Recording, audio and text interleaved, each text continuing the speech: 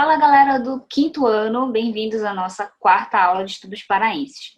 Bem, nas últimas duas aulas nós falamos sobre um momento muito relevante, muito importante para a história da nossa região, principalmente a história do Pará, na verdade, que foi a cabanagem. Então a gente entendeu um pouquinho sobre como era a vida das pessoas, né, e o que fez ali elas procurarem, né, se envolverem naquela revolta.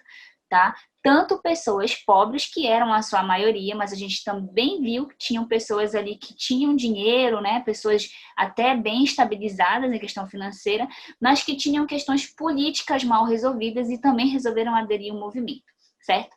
Pois bem, o movimento ele foi tolhido, né, controlado depois de 5 anos, então demorou aí um pouco de tempo, né? Em Belém as coisas foram contornadas ali 1 ano, 2 anos depois, mas nos interiores ainda se tinha muito medo, né, de que a revolta continuasse, voltasse, certo? Então, nesse capítulo que a gente vai ver hoje, que é o capítulo 28, a gente vai entender um pouquinho o que o governo, né, brasileiro, né, e aí da província também do Pará, claro, né, representando o governo do Império Brasileiro, fez de medidas para tentar conter aí a cabanagem de uma vez por todas, tá? E principalmente evitar que outro conflito parecido com aquele voltasse a acontecer. Que olha só, gente, foi um conflito armado, então foi um conflito bem violento, tá? Calcula-se aí, os especialistas, os pesquisadores calculam que no decorrer dos 5 anos de conflito foram mais ou menos umas 35 mil mortes. Isso é muita gente, né, se comparado com a população que se tinha na época aqui na região, que era muito menor do que a gente tem hoje. Então, realmente, deixou ali a população preocupada e principalmente o governo brasileiro muito preocupado com se acontecesse uma coisa pior mais para frente, né? Como que seria, tá? Se acontecesse algo pior. Tá? Então, abre lá o teu livro no capítulo 28, página 156, que hoje a gente vai encerrar aí, vamos dizer assim, né? Esse entendimento, né, sobre a cabanagem. Vocês vão voltar a estudar sobre isso mais lá para frente, lá para o 8º ano, em estudos amazônicos, tá? E aí já vão conhecer outras partes da história, tá? Que a gente não conta tudo aqui, certo? Mas aqui a gente entendeu algo extremamente importante sobre esse momento aí, né? Também tão importante da nossa história. Então, o que ocorreu depois da cabanagem, tá? A gente já sabe que a Revolta dos Cabanos, ela durou aí de 1835 a 1840 e ela foi muito combatida pelas autoridades do governo, né, da província do Pará, juntamente com o governo imperial brasileiro, certo?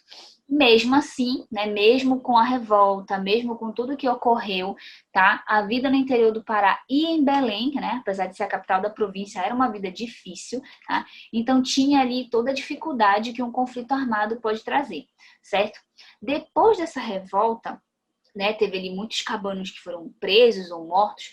As autoridades, por medo de terem outros conflitos parecidos com esse, né, que você tivesse tanta morte, porque teve morte, gente, dos dois lados, tá? Tanto cabanos quanto também soldados imperiais, né, soldados da província que representavam o governo.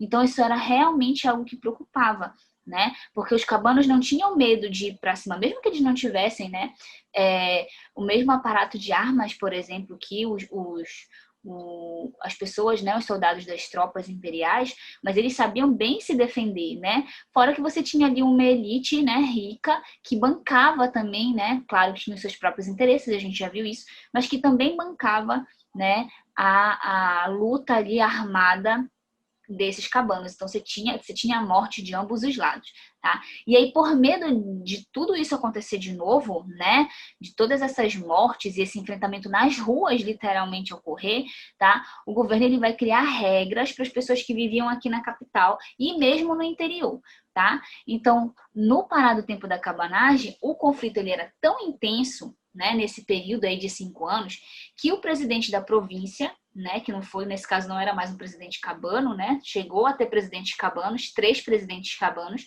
tá, e aí o último ele foi deposto, foi preso, e quem assumiu foi o Francisco José de Souza Soares de Andréia, tá, enviado aí lá pela capital brasileira, certo?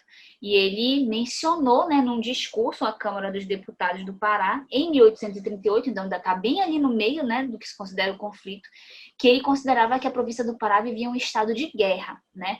Por quê? Porque você não sabia ali quem na rua era um cabano, né? Podia ser só um trabalhador? Podia, mas podia ser alguém envolvido na luta armada, e aí?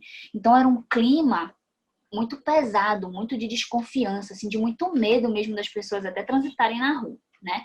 E que regras foram essas que foram criadas, tá? Então, o governo paraense ele exigiu que todos os trabalhadores do estado, da província, no caso que não era estado, né? Da província tivessem um trabalho fixo, né? Normalmente esse trabalho fixo não era, né? Era diferente daquele que eles realizavam, né? Então, o cara tinha que ser agricultor, mas às vezes ele não tinha trabalhado nunca com agricultura, tá? Então, eles queriam que as pessoas tivessem trabalhos fixos.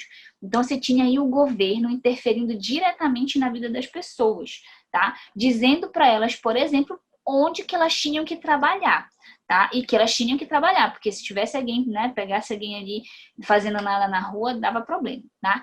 Claro que nem todos aceitavam essa interferência, né? O governo dizia onde que eu tenho que trabalhar, como que eu tenho que trabalhar, que negócio é esse, né? Então, vários vão buscar manter ali as atividades extrativistas que eles já tinham, né? Então, você tinha muita gente que trabalhava, né, com extração de produtos, né, de caça, extração de castanha, né, mesmo borracha, por aí vai. Então, viviam disso, né, e o governo queria mudar isso, né, porque achava que as pessoas não se ocupavam o suficiente com essas atividades, era por isso que elas tinham tempo para ficar se revoltando por aí.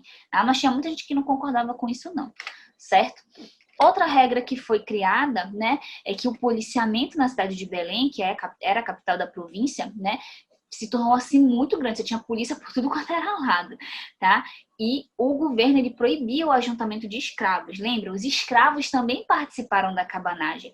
Muitos deles na esperança de com o governo cabano viesse também a abolição dos escravos aqui no estado, aqui na província, né? Na província do Pará.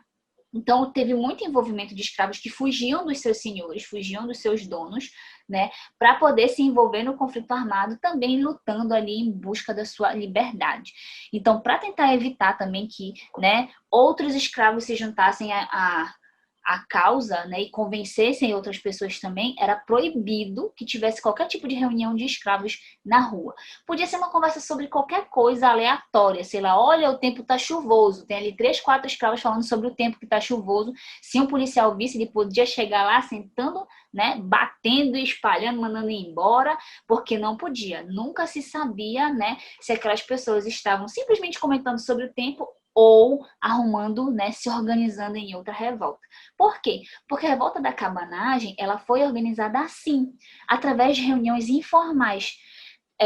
Fazia-se festas, por exemplo, né? Festa normal, tipo, hoje em dia a gente tem festa de aparelhagem, mas na época você tinha forrós, né? Festas assim. Então, fazia-se festas assim, né? Em terrenos e tal. E ali no meio da festa as pessoas se reuniam ali, meio na escondida e tal. A festa era só para, né, para criar ali uma maneira de esconder a reunião. E era justamente, né, dessas maneiras informais. E reunião na rua, nada demais, né? Que o movimento cabano foi crescendo. Então, por medo disso voltar a acontecer, não podia fazer nada, não podia fazer nenhum tipo de reunião na rua. Principalmente se fosse alguém, né, que aparentasse ser um cabano ou um escravo, né? Então, morriam de medo disso, tá? Também tinha um horário, né, tipo toque de recolher mesmo, né, para as pessoas voltarem, né, para casa. Não, então, até a partir de determinado horário não podia mais sair, principalmente de noite, tá? Não podia mais sair de casa, a pessoa tinha que ficar dentro da casa dela, e isso é interessante, independente se era pobre ou rico. O toque de recolher era para todo mundo, tá? Por quê? Porque queriam evitar novos conflitos, tá? Então, o medo das autoridades era sempre maior durante a noite, tá? Então, para evitar, né, que essas reuniões, porque as reuniões anteriormente sempre aconteciam, né, nas festas de noite, então não, bota toque de recolher, bota aí para as pessoas voltarem, né, um determinado horário para casa para impedir que tivesse essas reuniões, certo? E o interessante é que você tinha relatos de estrangeiros que estiveram aqui pela região amazônica nesse período, né? Tiveram por Belém nesse período. E eles relatam realmente que o clima na cidade era um clima meio pesado mesmo, né? De preocupação das pessoas. Não era uma cidade, essa era uma cidade que realmente estava como que vivendo um conflito mesmo, sério. Então, você tem, por exemplo, Daniel Kinder, que era um pastor metodista que estava passando pela região, e ele relatou que tinha muito policiamento à noite na cidade. Era muita polícia, não era pouco, não era coisa para fazer uma ronda, né? Não, era realmente como se estivesse pronto para a guerra, tá? E que tinha aí o horário para as pessoas se recolherem para dentro de casa. Tá? Então não era algo assim simples, era realmente uma coisa que chamava atenção, tá? Outro que também vai comentar, né, sobre vai relatar sobre como ficou, né, qual era o clima da cidade, é o Henry Bates, que era um naturalista inglês, tá?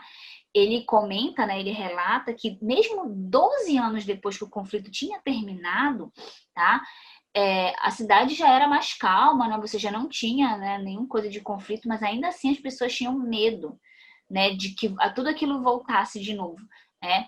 E isso era tanto que ele reparou que tinham muitos portugueses, né, pessoas de posses de dinheiro, que tinham, por exemplo, casas, né, chácaras nos arredores da cidade, e eles simplesmente abandonaram as suas chácaras, porque essas chácaras elas ficavam mais para o interior e próximos ali a regiões onde você tinha cabanos que moravam. Então, por medo, né, de serem atacados por essas pessoas, eles simplesmente abandonaram as suas chácaras e não voltaram mais lá. Tá? Então, Belém, ela foi diretamente atingida, né? Você teve muitos prédios, né, públicos que foram, né, atingidos nesses conflitos. Então, muitos dos cabanos, né, que foram os que não foram mortos, claro, né, os que foram presos, tiveram que trabalhar aí na reconstrução da cidade, tá? E a gente percebe por esses relatos, né, que mesmo depois de muito tempo do conflito, as pessoas ainda tinham receio de ficar na rua até tarde, receio de todo aquele clima pesado, né, quase que de guerra mesmo, né, como o próprio presidente da província, né, fala, quase que um estado de guerra, tinham medo de que isso voltasse a acontecer. Certo? Certo? Então, olha só. Presta bem atenção aí na descrição da tua aula, tá? Nos exercícios que você tem que fazer. A gente se vê no decorrer das próximas aulas para corrigir e tirar qualquer dúvida, tá bom? Beijo e tchau!